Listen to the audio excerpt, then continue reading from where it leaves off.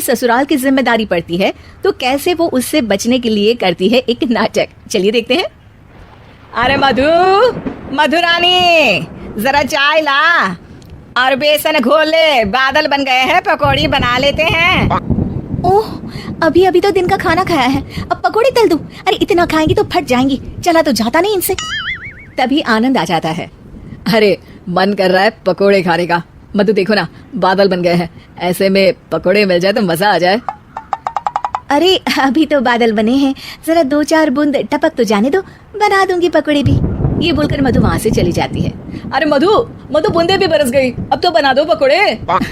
अरे बूंदा बूंदी तो रोज होती है, जरा जमकर बरसे तो पकोड़े तलने में और सिखाने में दोनों में मजा आ जाए। ये बोलकर मधु वहाँ से चली जाती है और मधु के साथ ही बूंदा बांधी कर बादल भी चले जाते हैं। मधु अपने कमरे में जाकर कहती है, अरे भगवान, ये सारा कमरा फैला हुआ है, कैसे साफ होगा? तभी मधु को आइडिया आता है और वो जोर जोर से चिल्लाती है, हे भगवान, मेरा 2000 रुपए का नोट कहाँ चला गया? किसी ने देखा क्या मेरा 2000 का नोट? तभी वहां मधु की ननद और नौकरानी आ जाती है। अरे भाभी, मैं देख देती हूँ। कैसे देखोगी दीदी, सारा कमरा तो गंदा पड़ा है। अरे हटो ना, मैं साफ किए देती हूँ, मिल गया तो दे दूंगी। अब ननद और नौकरानी 2000 नोट के चक्कर में पूरा कमरा साफ कर देती है और नोट नोट खोया हो तब तो मिले।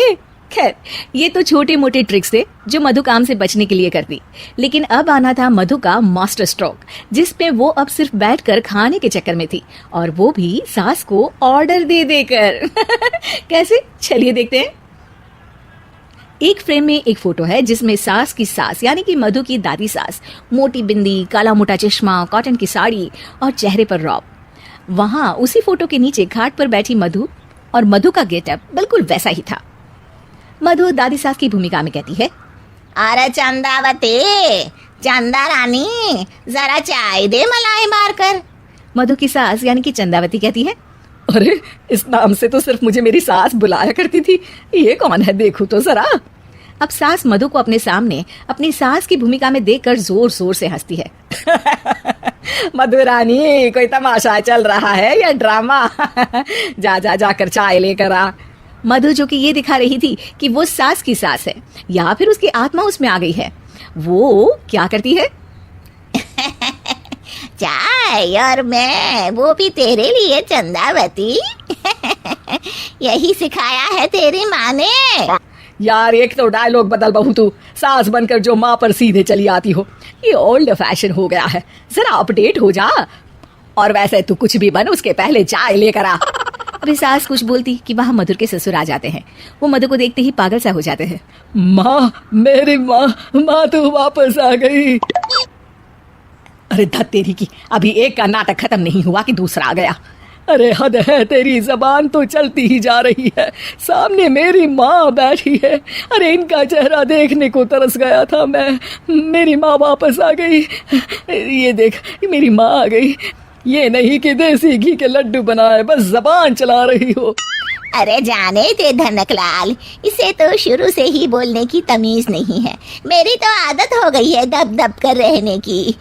नहीं माँ, ऐसे कैसे, ये सब करेगी? अच्छा मैं दुकान जा रहा हूँ, शाम को तेरी पसंदीदा गर्मा गर्म जलेबी और समोसे लेकर आऊंगा माँ। ससुर वहां से चले जाते हैं। अब बेचारी सास अपनी ही बहू के नाटक में फंसकर सारा दिन सारी रात काम करती, लेकिन कब तक? एक दिन की बात है। बेटा आनंद, मेरे तो हाथ पैर सब दर्द हो रहे हैं, मुझसे नहीं होता इस उम्र में इतना काम। हाँ माँ, तू ठीक कह रही है। वैसे भी माँ, दादी को तो मरे अभी सिर्फ 5 साल हुए हैं, फिर मधु कैसे दादी हो सकती है?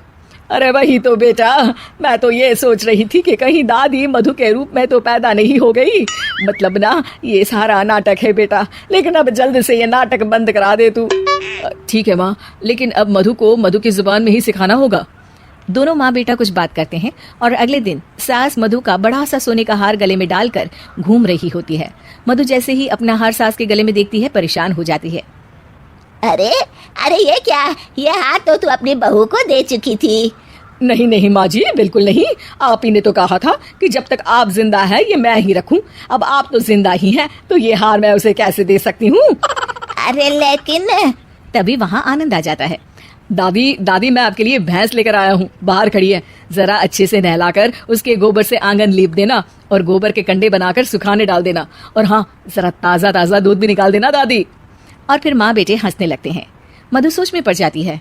भैंस? नहीं नहीं, इतनी बड़ी भैंस की मैं सेवा करूं? ना बाबा बना, मैं तो बहू बनकर घर वालों की ही सेवा कर लूं, उतना ही बहुत है। माँ जी नहीं नहीं। अरे अरे क्या हुआ बहू, तुम वापस आ गई क्या? तुम्हें सब कुछ याद आ गया?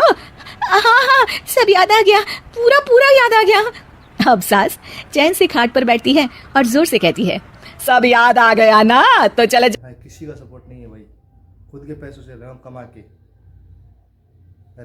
जैसे सैलरी रहती है घर से कॉल आ जाता है, पैसे भेज दे, जब ना भेजूँ तो गाली गलौज करते हैं, तुम क्यों नहीं भेजते हो, क्या किसी और को देते हो। अब क्या बोल सकता हूँ भाई मैं इस चीज़ों का। अब सभी को मालूम ही है कि लड़का कैसे क्या मैनेज करता है।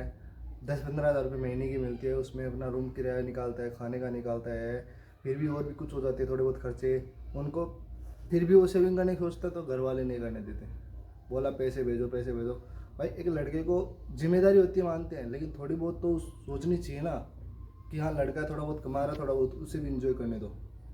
लेकिन नहीं यार, ये सब कुछ नहीं है भाई लाइफ में।